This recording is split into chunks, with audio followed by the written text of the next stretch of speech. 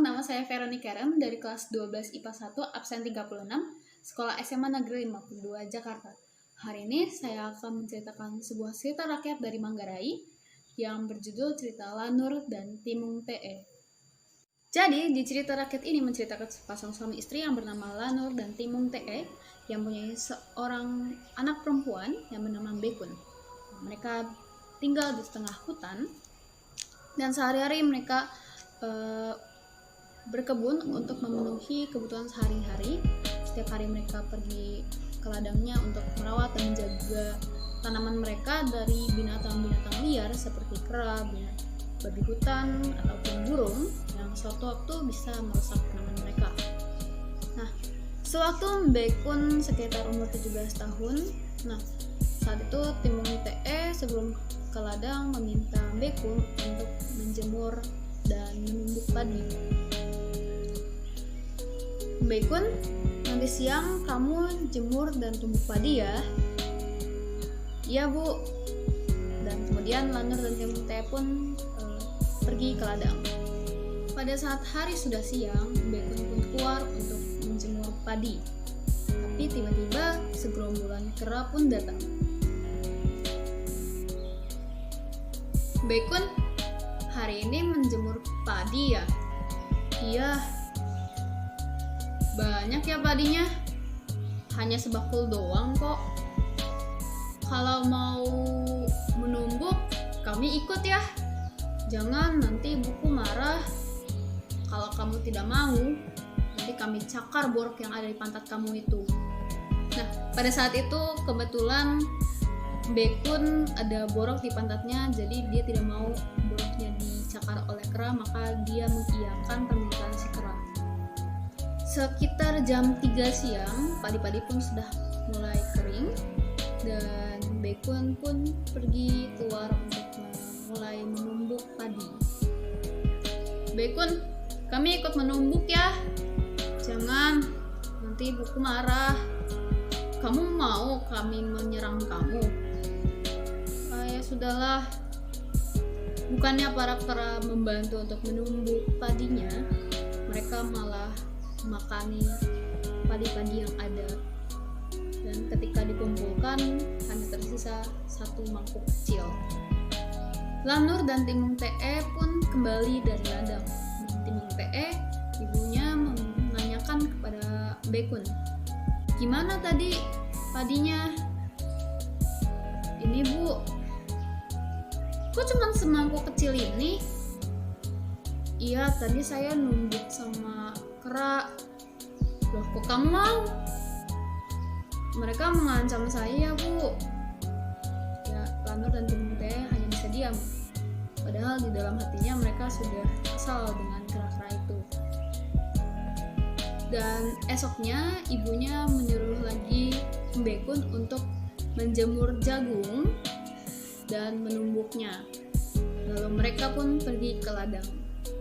Siang hari pun Bekun pergi untuk menjemur jagungnya.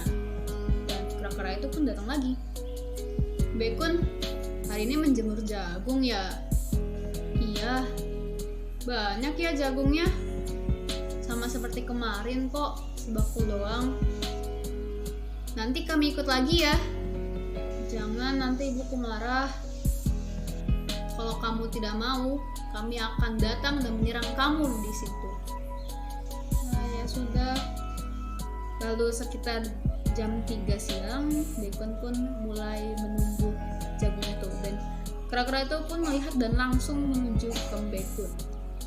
Timung TE menanyai jagungnya kepada Bekun setelah pulang dari ladang. Dan kembali, Bekun hanya memberikan satu mangkuk kecil. Ini bu, sisa jagungnya. Kok cuma segini? Ya, kera-kera itu datang lagi. Timung TE marah kepada Bekun. Namun, Lanur menenangkannya. Udah, Bekun kan cuma sendiri. Namun kera-kera itu segerombolan. Mau gimana? Ya masa kita begini terus? Mau sampai kapan? Lanur pun punya ide. Nah, katanya mengajak kera-kera itu untuk makan di rumah. Dan setelah itu kita tutup pintu-pintunya dan membunuh kera-kera itu di dalam rumah itu. Nah, dengan cara itu berhasil. Jadi Timung TE berpura-pura untuk pergi ke ladang bersama Lanur.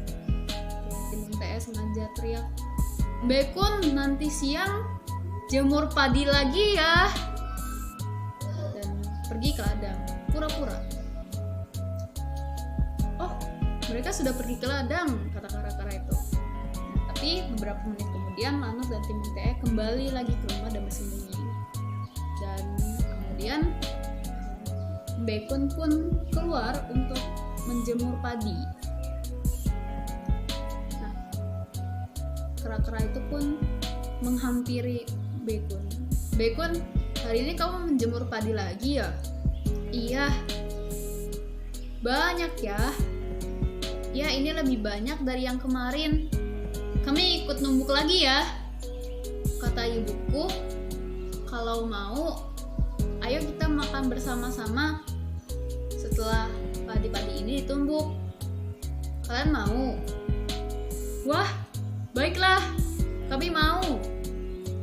Setelah mereka menumbuk padi-padi itu, Bekun pun memasak untuk mereka semua makan. Setelah mereka selesai makan, Bekun pun masuk ke kamar untuk memberi sinyal kepada Lanur dan Timung TE, dan mereka pun langsung menangkap para kera-kera itu dan membunuh mereka. Nah, kebetulan tetangganya Kambulawang melihat Lanur dan Timung TE sedang membakar-bakar kera hasil jebakan mereka, dan menanyakan bagaimana caranya Lanur menangkap kera-kera itu. "Wah, Lanur, bagaimana kamu mendapatkan kera sebanyak itu?" Dengan senang hati Lanur menceritakannya kepada Kambulawang bagaimana mereka menangkap kera-kera itu, dan Kambulawang hanya bisa bengong dan geleng-geleng kepala atas kecerdikan si Lanur ini. Ternyata Empu Poti Mese pun mendengar tentang hal ini dan langsung menemui Lanur dan menanyakannya, "Lanur, kalau boleh tahu, bagaimana kamu mendapatkan kera sebanyak itu?" Dan sekali lagi dengan santai Lanur menceritakannya kepada Empu Poti Mese terhadap apa yang terjadi dari awal sampai akhir. Dan Empu Poti Mese pun pulang dan membawa 5 kera pemberian dari Lanur. Dan sampai rumah, Empu Poti Mese pun menceritakannya kepada istrinya, Banggeng Waek dan Kimpur Tilu. Nah, keesokan harinya mereka mau mencoba menggunakan strateginya si Lanur. Empu Poti Mese dengan Banggeng Waek akan menunggu di dalam rumah, dan Kimpur Tilu akan menjemur padi di halaman rumah mereka. Seketika itu mereka melihat bahwa halaman rumah mereka dipenuhi oleh kera. Empu Poti Mese malah melompat kepada kera-kera yang ada di halaman rumah mereka, dan bukannya malah tertangkap, malahan kera-kera itu lari dan tidak mendapatkan satu kera pun. Dan Empu Poti Mese pun menyesal karena tidak mendapatkan satu kera pun, walaupun sudah mengikuti trik cerdasnya si Lanur. Nah, demikian cerita rakyat dari Manggarai, cerita Lanur dan Timung TE. Kalau kita ambil moralnya berdasarkan dari cerita rakyat ini, ya, kita perlu ada yang namanya kesabaran. Jika mau mendapatkan sesuatu, kita harus sabar. Jika tidak, kita seperti Empu Poti Mese yang malahan tidak mendapatkan apa-apa, gitu. Nah, terima kasih telah mendengarkan saya bercerita. Semoga ini menjadi bermanfaat bagi kita semua, dan sampai jumpa. Terima kasih.